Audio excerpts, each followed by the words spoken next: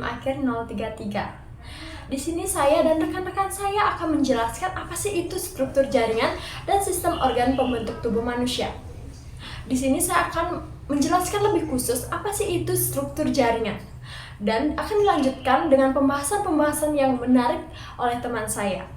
Berikut adalah cuplikan dan penampilan dari kelompok saya. Baik, penjelasan ini saya akan memulai.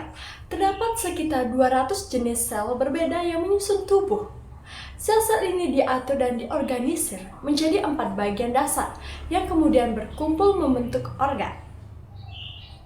Jika jaringan dilihat pada tingkat mikropis, maka kemampuan untuk mendeteksi keberadaan dan lokasi dari 4 jaringan dasar memungkinkan.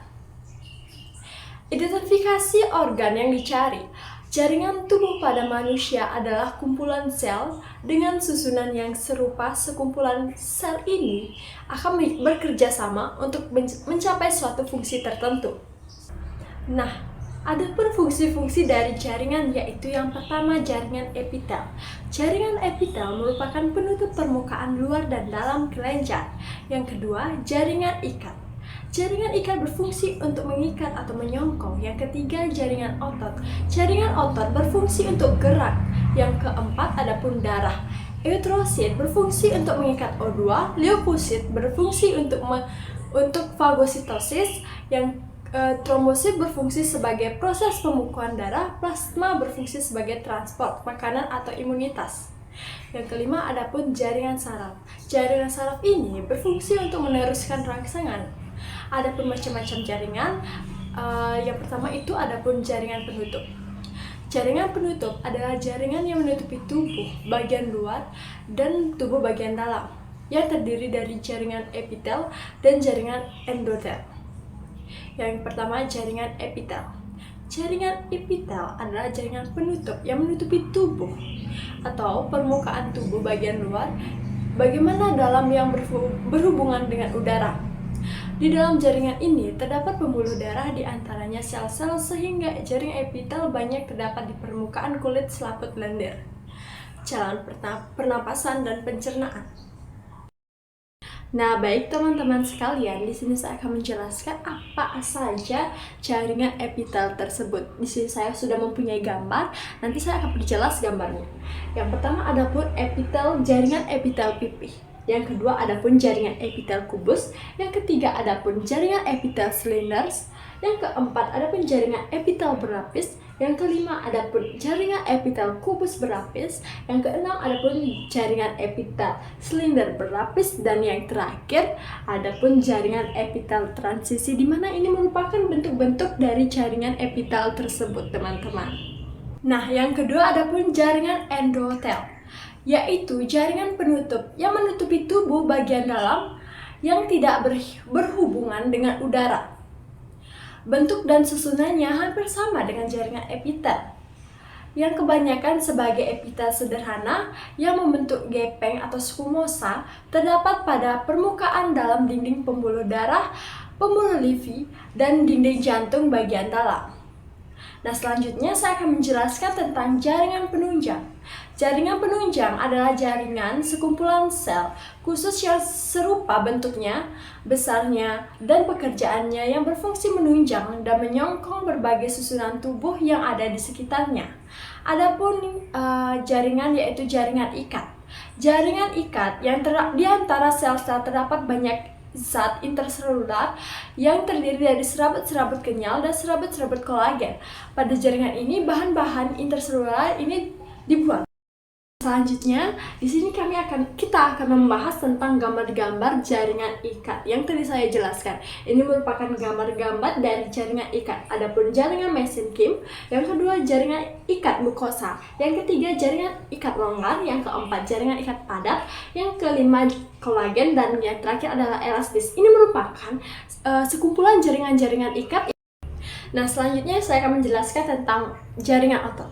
Jaringan otot terdiri dari sel-sel otot yang berbentuk panjang dan ramping. Tiap-tiap sel otot mempunyai serabut otot, dan beberapa serabut otot ini dikumpulkan menjadi sebuah alat tubuh yang disebut dengan otot. Adapun bentuk dan fungsi otot antara lain seperti Pada gambar yang pertama, otot serat lintang atau otot lurik terdiri dari sel-sel otot yang di dalamnya menyerupai garis-garis lintang, warnanya merah tua dan dapat berkontraksi menurut kemauan kita. Yang kedua, otot polos. Otot polos ini terdiri dari sel otot yang berbentuk licin tidak mempunyai garis lintang. Ia dapat berkontraksi dengan menurut kemauan kita. Misalnya terdapat pada dinding saluran pencernaan. Yang ketiga, otot jantung. Otot jantung itu memiliki ciri-ciri yaitu berbentuk serat, lintang, dapat berkontraksi, tidak di bawah pengaruh kemauan kita. Jika otot bekerja keras, lama-kelamaan sel otot menjadi membesar atau hipertrofi.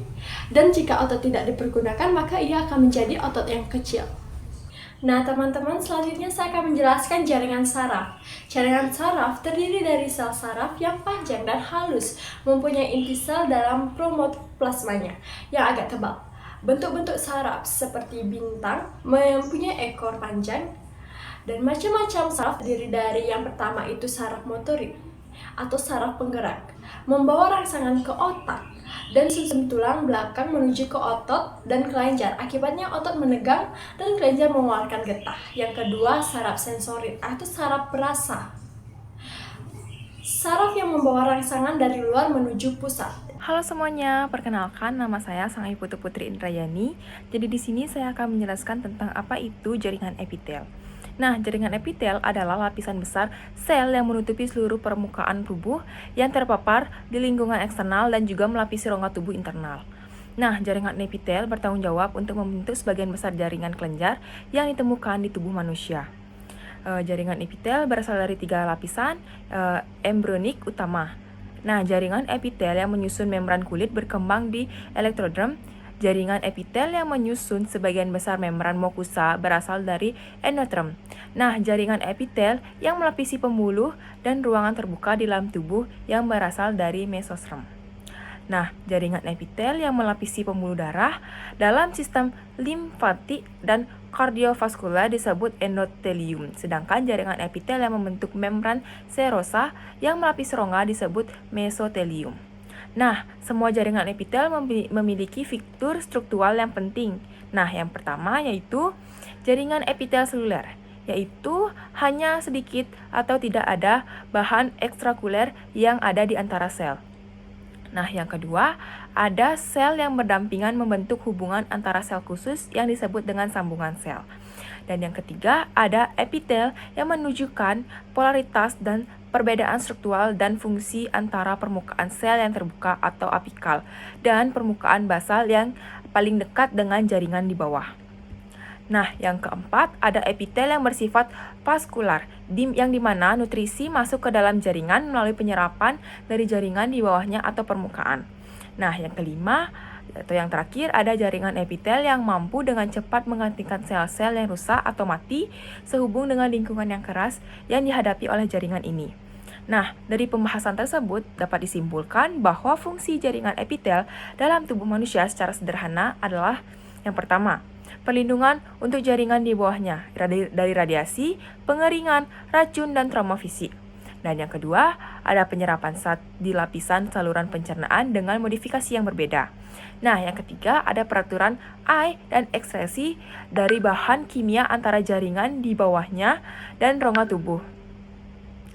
Dan yang keempat, ada sekresi hormon ke dalam sistem pembuluh darah, termasuk sekresi keringat, mukus, enzim, dan produk lain di bawah oleh saluran yang berasal dari kelenjar.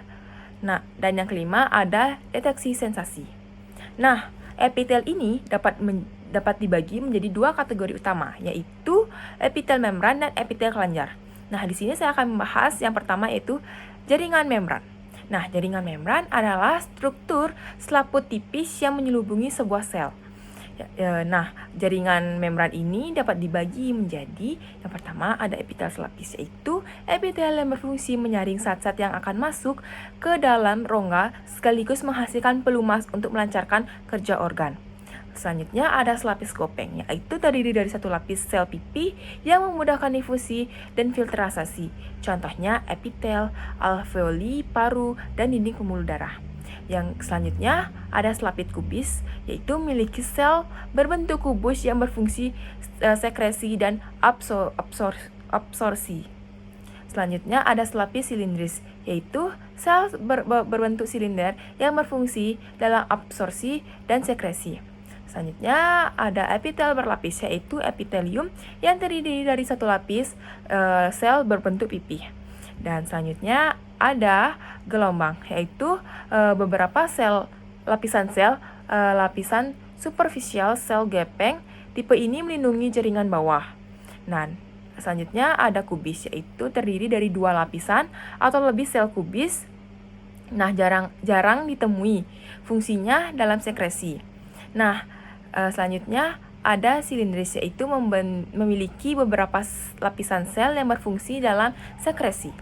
Nah, ada juga epitel bertingkat, yaitu terdiri dari lebih atau banyak jenis sel. Sel ini di permukaan berbentuknya silindris atau sel gobet yang menghasilkan lendir. Contohnya saluran pernapasan besar di trakea, bronkus, dan dengan fungsi melindungi dan memproduksi mukus. Selanjutnya, saya akan menjelaskan tentang epitel kelenjar. Nah, epitel kelenjar ini yaitu menyalurkan sekret melalui saliran ke permukaan klasifikasinya. Berdasarkan cara sekresinya, yang pertama ada apokrin, contohnya kelenjar mamai. Yang kedua ada merokrin, yaitu contohnya kelenjar ludah. Yang ketiga ada holokrin, contohnya kelenjar sebasi. Selanjutnya berdasarkan sifat sekret, yaitu mukosa. Yang pertama ada mukosa, yaitu sekret kental, contohnya mukosa usus. Yang kedua ada serosa, yaitu sekret cair, contohnya kelenjar pankreas. Nah, berdasarkan jumlah sel, yang pertama ada uniseluler, contohnya sel gobet. Dan yang kedua ada multiseluler, yaitu contohnya kelenjar ludah. Dan selanjutnya ada berdasarkan bentuk.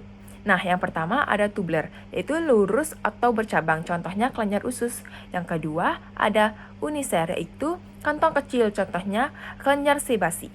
Yang ketiga ada alveolar, yaitu bentuk bulat, contohnya kelenjar susu. Dan yang terakhir ada berdasarkan sifat saluran. Nah, yang pertama ada saluran tunggal.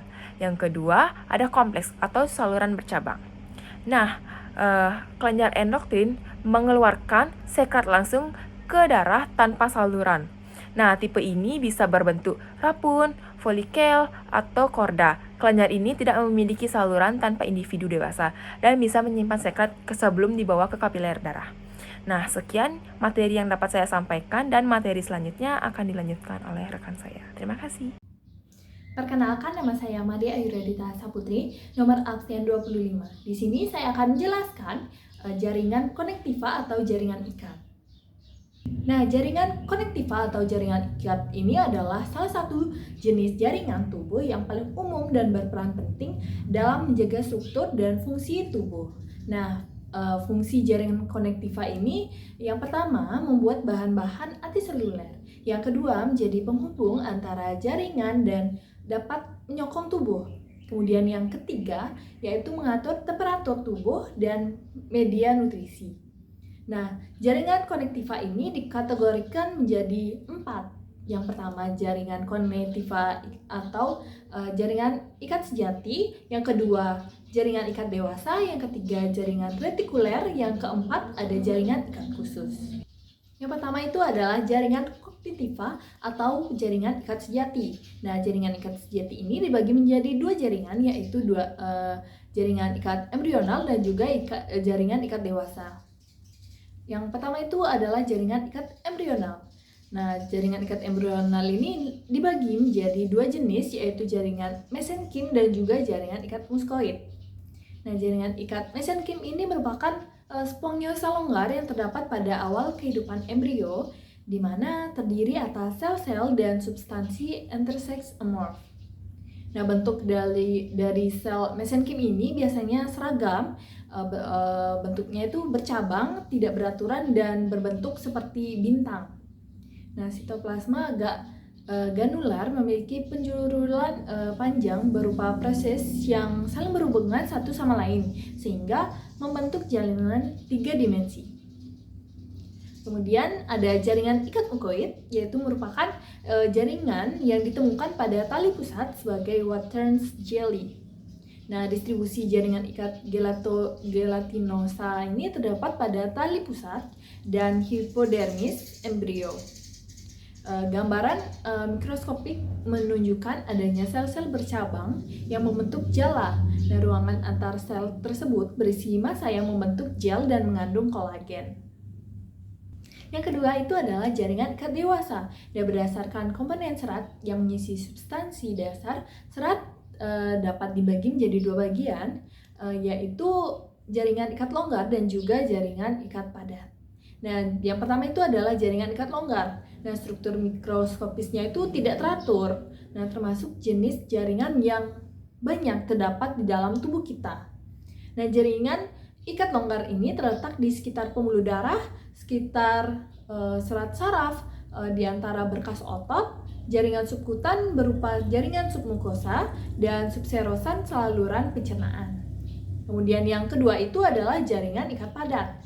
Nah, serat-serat ini tersusun rapat, bisa ditemukan dalam bentuk selaput, pita, ataupun tali. Nah, pada umumnya terdiri atas serat-serat kolagen kecuali ligamentum yang terdiri dari serat-serat yang elastis. Nah, jumlah serat ini jauh lebih banyak dibandingkan dengan jumlah sel-sel dalam matriknya. Nah, jaringan ini dapat dibagi menjadi 3 kelompok, yaitu yang pertama itu adalah jaringan ikat padat teratur. Ini memiliki susunan serat teratur. Nah, berdasarkan jenis rambutnya, maka jaringan ikat padat teratur terdapat 2 bentuk sebagai berikut. Yang pertama itu jaringan ikat padat fibrosa atau kolagen. Sebagian besar itu terdiri atas serat kolagen. Nah, terdapat pada tendon, ligamentum, kemudian periosteum, kapsul kelenjar, dan perineurium. Kemudian ada jaringan ikat padat elastis atau kuning. Ini terdiri dari serat yang elastis. Nah, hampir seluruhnya terdiri dari berkas-berkas tebal dan paralel yang elastis. Nah, berwarna kuning dan tipikalnya secara khas itu diwarnai dengan oranye. Nah, terdapat ligamentum nuchae, ligamentum flava, ligamentum subspessorium penis, pita suara, membran mukosa trachea, membran mukosa bronchus, dan alveoli, tunika media, arteri besar. Yang kemudian ada jaringan ikat padat tidak teratur. Nah, jaringan ini memiliki orientasi serat yang tidak teratur. Nah, sebagian besar berfungsi sebagai pembungkus organ atau kapsul organ, dan sebagian besar ini terdiri dari serat kolagen.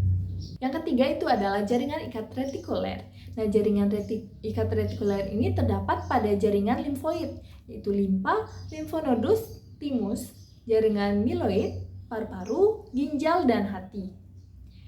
Jaringan ini terdiri atas serat retikuler dan sel-sel retikulum, diantaranya yaitu sel retikulum primitif yang mempunyai inti besar, kromatin halus, dan nukleus bisa 1 atau lebih. Yang terakhir itu adalah jaringan ikat khusus. Ini terdiri atas jaringan lemak dan juga jaringan pigmen. Yang pertama itu adalah jaringan lemak. Nah, di dalam semua jaringan ikat longgar itu terdapat sel-sel lemak baik yang tersebar satu-satu maupun berkelompok. Nah, pada tempat-tempat tertentu, sel lemak ini banyak sekali disebut dengan jaringan lemak. Nah, ada 2 tipe jaringan lemak. Yang pertama itu adalah jaringan lemak putih. Ini ditemukan hampir di seluruh tubuh orang dewasa, kecuali di beberapa area tertentu. Nah, sel-selnya berbentuk bulat atau polihedral dengan inti gepeng di pinggir. Nah, ini berfungsi sebagai cadangan makanan, pelindung, dan mengatur suhu tubuh. Yang kedua ada jaringan lemak coklat. Ini umumnya ditemukan pada hewan hibernasi. Sel-selnya lebih kecil dengan banyak unit lemak kecil di sitoplasma. Nah, jaringan ini kaya akan pembuluh darah dan tidak mudah terpengaruh oleh perubahan asupan makanan. Kemudian ada jaringan pigmen.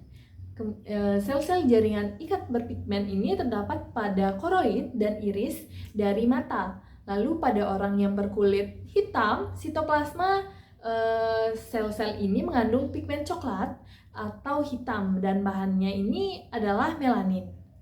Baik, di sini saya akan menjelaskan tentang jaringan otot. Jaringan otot adalah jaringan lunak yang tersusun dari sel-sel khusus yang memanjang untuk aktivitas kontraksi, disebut serat otot. Serat otot berbeda dari serat jaringan ikat karena memiliki inti dan bersifat intraseluler. Jaringan otot memiliki terminologi khususnya seperti sarkoplasma, sarkolema, dan myofibril. Sel-sel otot memiliki protein kontraktil. Protein inilah yang membuat sel-sel tersebut memanjang dan memendek.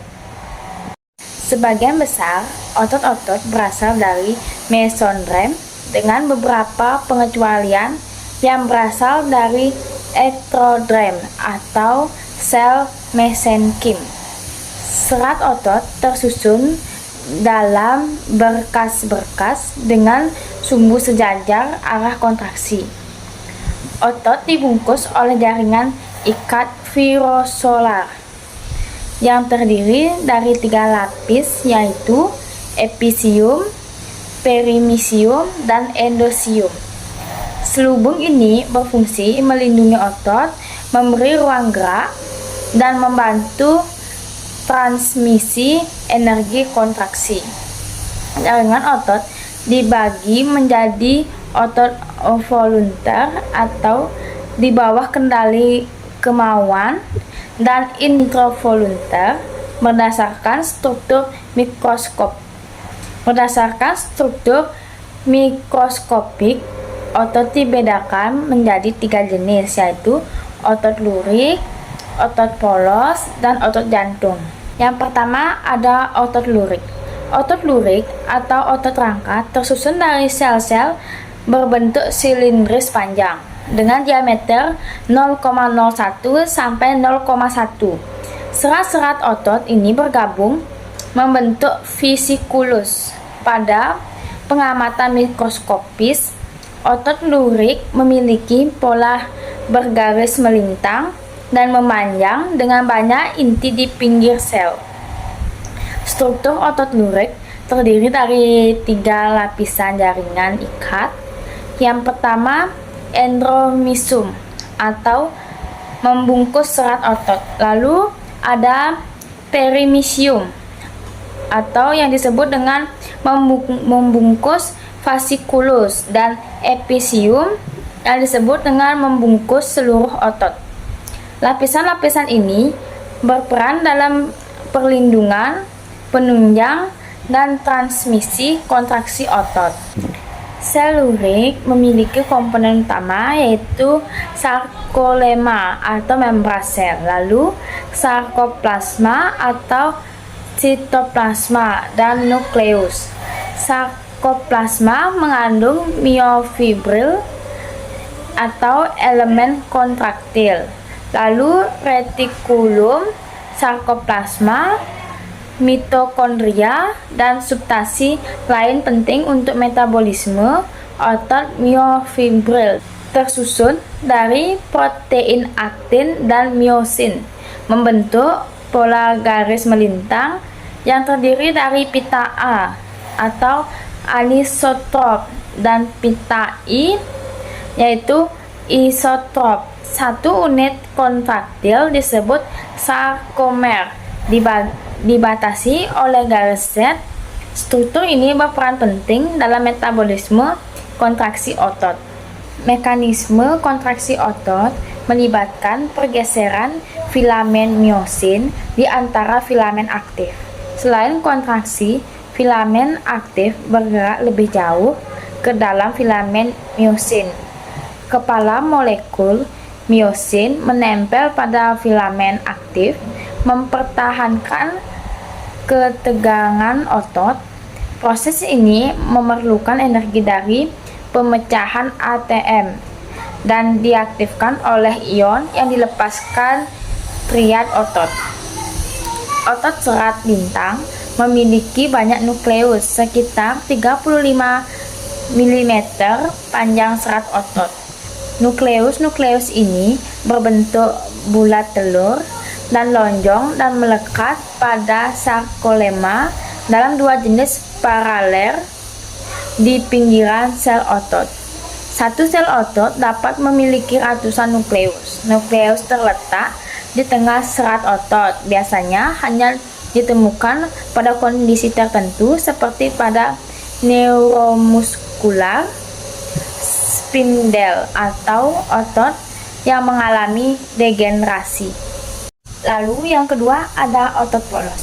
Otot polos merupakan jenis otot yang tidak bergaris melintang dan pada umumnya ditemukan pada organ-organ intral seperti saluran pernapasan, sistem reproduksi, dan pembuluh darah. Sel otot polos berbentuk spool dengan nukleus tunggal di tengah. Panjangnya bervariasi dari 20 mm hingga 0,5.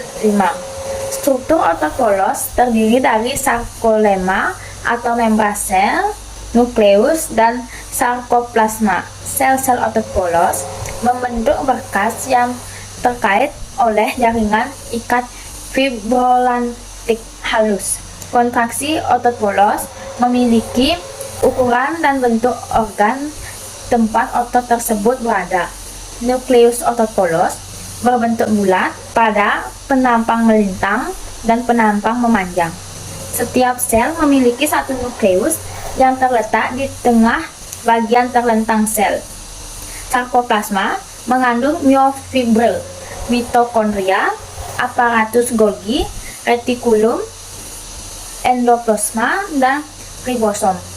Otot polos memiliki susunan filamen yang berada dari otot lurik.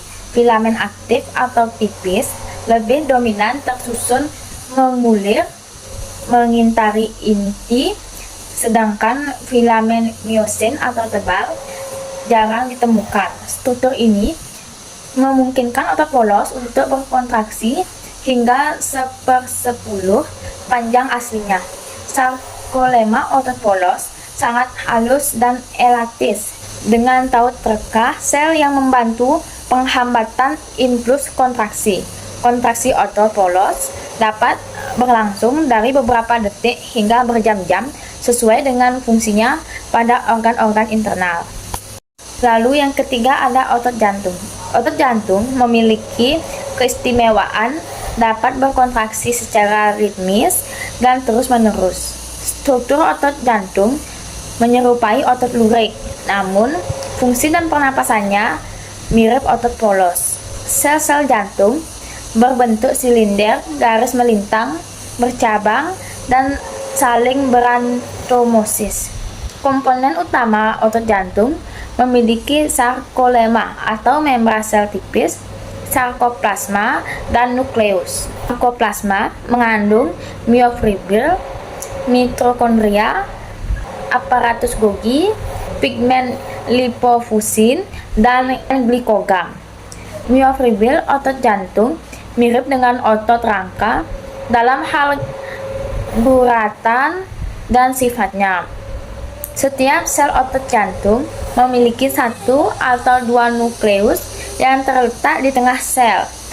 Ciri khas otot jantung adalah adanya diskus intercalaris yang merupakan sambungan khusus antara sel dan berperan dalam penghantaran impuls kontraksi.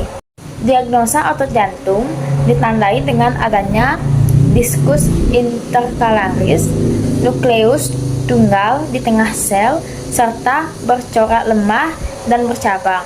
Struktur unit ini memungkinkan otot jantung untuk menjalankan fungsinya sebagai pompa jantung dan efisien dan terus-menerus. Perkenalkan, nama saya Niko Mausudriani dengan NIM P071201124024. Nah, kali ini saya akan membawakan materi mengenai jaringan syaraf. Nah, jaringan syaraf ini tersusun atas sel-sel syaraf atau neuron. Nah, tiap neuron atau sel syaraf ini terdiri atas badan sel syaraf, cabang dendrit, dan juga cabang akson. Nah, cabang-cabang inilah yang nantinya akan menghubungkan tiap-tiap sel syaraf sehingga membentuk suatu jaringan syaraf. Nah, jaringan syaraf terdiri dari 3 macam sel syaraf. Yang pertama itu ada sel syaraf sensorik yang berfungsi untuk menghantarkan rangsangan dari reseptor atau penerima rangsangan ke sumsum tulang belakang. Yang kedua itu ada sel syaraf motorik yang berfungsi untuk menghantarkan impuls motorik dari susunan syaraf ke pusat efektor. Yang ketiga itu ada sel syaraf penghubung yang mana merupakan penghubung sel syaraf yang satu dengan sel syaraf yang lain. Nah, sistem syaraf pada manusia ini memungkinkan tubuh untuk merespon terhadap lingkungannya dengan memantau rangsangan sensorik dan menginterpretasikan informasi yang diberikan oleh indera dan menyarankan respon yang sesuai. Mekanisme sistem syaraf tersebut kompleks dengan banyaknya tingkatan peraturan dan jutaan jaringan yang saling berhubungan. Nah, sistem syaraf manusia ini mempunyai 2 subdivisi anatomi. Sistem syaraf tepi mencakup baik sistem syaraf kranial maupun spinal, serta ganglion yang terkait. Sistem syaraf pusat terdiri dari otak dan medula spinalis. Sebagian besar mempunyai bagian-bagian yang sama dengan neuron motorik spinal yang khas. Nah, sel ini mempunyai 5-7 tonjolan yang disebut dengan dendrit. Nah, yang menjulur keluar dari badan sel dan menjalar ke segala arah. Nah, khususnya di konteks cerebri dan cerebelli. Dendrit mempunyai tonjolan-tonjolan bulat kecil yang disebut tonjolan dendrit. Dendrit merupakan tonjolan-tonjolan dari badan sel syaraf yang bercabang-cabang sebagai pohon sehingga memperluas permukaan sel syaraf. Nah, pada pangkalnya di badan sel terdapat perluasan substansi nukleus dan mitokondria. Namun, neurofibril dan mikrofibril meluas sampai ujung dendritnya. Bentuk percabangan dendrit tergantung dari jenis syarafnya. Fungsinya merambatkan impuls ke arah badan sel. Nah, sistem syaraf pusat pada bagian medula spinalis adalah massa berbentuk kupu-kupu tersusun atas badan sel neuron medula spinalis. Daerah ini secara kolektif dikenal sebagai substansia grisea karena badan sel abu-abu sementara akson di sekitarnya tetap berwarna putih. Akson ini berbeda dengan tonjolan yang dinamakan dendrit. Maka akson merupakan tonjolan yang berfungsi untuk merambatkan impuls yang meninggalkan badan. Bahkan salah satu jenis sel syaraf dalam retina yang disebut sel amakrin yang tidak memiliki akson sama sekali. Om Swastiastu, perkenalkan nama saya Komantri Dita Sintia Devi dengan NIM akhir 013. Di sini saya akan melanjutkan presentasi dari rekan saya sebelumnya, tapi di sini materinya yaitu tentang sistem organ dalam tubuh manusia. 11 sistem organ dalam tubuh ini adalah pengenalan sistem organ dalam tubuh manusia, di mana sistem organ saling bergantung, saling berhubungan, dan dikemas bersama-sama dalam ruang yang relatif kecil. Sel, jaringan, organ, dan organ sistem tubuh hidup bersama dalam lingkungan bersama, seperti penduduk kota besar. Jadi, organ adalah struktur yang terdiri dari 2 atau lebih jenis jaringan yang bekerja sama untuk melakukan pekerjaan yang sama. Contoh, organ manusia antara lain yaitu otak, jantung, paru-paru, kulit, dan ginjal. Sistem organ adalah sekelompok organ yang bekerja sama untuk melaksanakan fungsi keseluruhan yang kompleks. Sistem organ tidak dapat bekerja sendiri di dalam tubuh. Misalnya, salah satu fungsi sistem adalah menyediakan oksigen dan nutrisi bagi sel dan membuang produk limbah beracun seperti karbon dioksida. Sejumlah sistem organ, termasuk sistem kardiovaskuler dan pernapasan, semuanya bekerja sama. Berikut adalah bagian-bagian dari sistem organ tubuh manusia yang bisa saya jelaskan. Yang pertama, ada sistem saraf. Yang dimana sistem saraf ini adalah salah satu yang paling penting dari 11 sistem tubuh manusia adalah sistem saraf. Sistem saraf terdiri dari sistem saraf pusat dan sistem saraf perifer. Tugas dari sistem saraf pusat untuk menerima informasi dan mengirimkan instruksi. Sistem saraf perifer terdiri dari sistem saraf tubuh. Saraf ini mengirimkan pesan ke bagian lain dari tubuh. Otak bertindak sebagai pusat kendali tubuh karena membantu mengontrol semua organ dan jaringan. Otak juga memungkinkan manusia mengingat hal-hal dan pengalaman 5 indera sentuhan, rasa, bau, penglihatan, dan pendengaran. Saraf pusat menghubungkan struktur dalam susunan tulang belakang dan otak. Yang kedua ada sistem rangka. Sistem kerangka ini terdiri dari semua tulang dan jaringan yang menghubungkan mereka bersama-sama. Sistem ini melindungi organ dari cedera, memberikan dukungan bagi tubuh, dan memungkinkan tubuh untuk bergerak. Tengkorak melindungi otak, kolom vertebral melindungi sumsum tulang belakang. Kolom ini terdiri dari atlas dan sumbu, tulang leher, tulang dada, tulang lumbai, dan vertebra sakral. Tulang yang umum lainnya dalam tubuh manusia termasuk tulang rahang, tulang dada, tulang paha, pergelangan kaki, dan tempurung lutut. Jaringan yang menghubungkan tulang ke otot dan tulang-tulang lainnya termasuk ligamen, tendon, dan tulang bawah. Yang ketiga ada sistem otot. Sistem otot ini terdiri dari 3 jenis otot. Otot polos yang memiliki beberapa fungsi dalam tubuh. Jenis otot mendorong makanan melalui saluran pencernaan, mendorong makanan kembali ke kerongkongan ketika seseorang muntah, dan membantu mendorong bayi keluar dari tubuh saat melahirkan. Otot kardiak adalah otot jantung. Otot ini melemaskan dan berkrasi untuk mengedarkan darah ke seluruh tubuh. Bantuan otot rangka dalam gerakan menopang tubuh. Setiap kelompok otot utama memiliki fungsi yang berbeda. Paha depan misalnya, membantu Anda berdiri dan berjalan. Yang keempat, ada sistem peredaran darah, yang dimana sistem peredaran darah ini terdiri dari jantung dan pembuluh darah. Jaringan ini mensirkulasikan darah ke seluruh tubuh. Jantung terdiri dari bilik atas dan bilik bawah, atau atrium dan vertical, dan 4 katup yang mengontrol arah aliran darah. Arteri dari jantung, sedangkan vena membawa darah menuju jantung. Kapiler, pembuluh darah terkecil dalam tubuh, memungkinkan darah beredar antara arteri dan vena. Dan yang kelima ada sistem pernafasan, yang dimana sistem pernafasan mengontrol nafas sebagai sarana penyediaan darah dengan oksigen. Yang dimana darah itu kemudian membawa oksigen ini ke organ-organ dan jaringan tubuh. Saat bernafas, seseorang bernafas oksigen dan melepaskan karbon dioksida. Sistem pernapasan ini terdiri dari hidung, faring-laring, trakea, bronkus, bronkiolus, alveolus, paru-paru, dan pleura. Fungsi dari sistem pernapasan adalah menarik oksigen bagi sel-sel tubuh, membuang karbon dioksidanya. Sekian yang dapat saya jelaskan. Selanjutnya akan dijelaskan oleh rekan saya. Baik, lanjut ke nomor 6, yaitu sistem pencernaan. Sistem pencernaan memecah makanan dan menyerap nutrisi. Sistem pencernaan terdiri dari mulut, kerongkongan, lambung, usus halus, usus besar, rektum atau anus.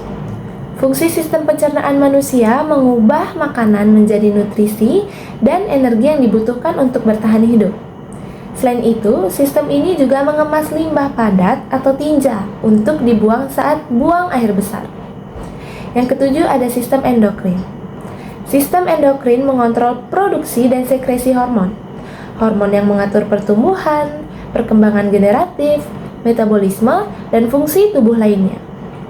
Sistem ini terdiri dari kelenjar pituitari, hipotalamus, kelenjar tiroid, tubuh pineal, kelenjar adrenal, kelenjar paratiroid, dan pankreas. Yang kedelapan ada sistem reproduksi. Sistem reproduksi laki-laki meliputi alat kelamin luar, terdiri dari penis, testis, dan skrotum, dan bagian dalamnya terdiri dari kelenjar prostat, vas deferens, dan uretra. Fungsi sistem reproduksi laki-laki yaitu memproduksi, memelihara, dan mengangkut sel sperma dan air mani. Yang kedua ada sistem reproduksi perempuan, terdiri dari labia mayora, labia minora, klitoris, vagina, rahim, tuba falopi, hingga ovarium. Berfungsi untuk memproduksi sel telur atau ovum dan menjadi tempat terjadinya pembuahan. Yang kesembilan adalah sistem ekskretoris. Sistem ekskretoris atau ekskresi membantu tubuh menyingkirkan limbah. Organ utama dalam sistem ini adalah ginjal, paru-paru, dan kulit. Karbon dioksida dan gas limbah lainnya keluar melalui paru-paru. Kulit membantu menghilangkan keringat dari tubuh. Ginjal membuang limbah dari darah dengan menyaring darah dan mengeluarkan limbah dalam urin. Yang ke-10 ada sistem integumen. Sistem integumen ini merupakan sistem terbesar dari 11 sistem tubuh manusia. Sistem ini menyumbang 12 hingga 15% berat tubuh kita, dari berat tubuh kita. Menurut Estrella Mountain Community College, sistem ini terdiri dari kulit, rambut, kuku, dan membran mukosa. Sistem ini mengontrol suhu tubuh, melindungi tubuh dari kerusakan, menyerap nutrisi, membantu mempertahankan homeostasis, dan bekerja dengan sistem syaraf untuk mengontrol rasa sentuhan. Sistem integumen juga mengandung kelenjar dan folikel rambut. Yang ke-11 atau yang terakhir yaitu sistem kekebalan tubuh. Sistem kekebalan tubuh melindungi tubuh terhadap organisme berbahaya. Sistem ini juga terdiri dari organ, jaringan, protein, dan sel-sel khusus yang membantu mencegah infeksi dan membuat tubuh tetap sehat.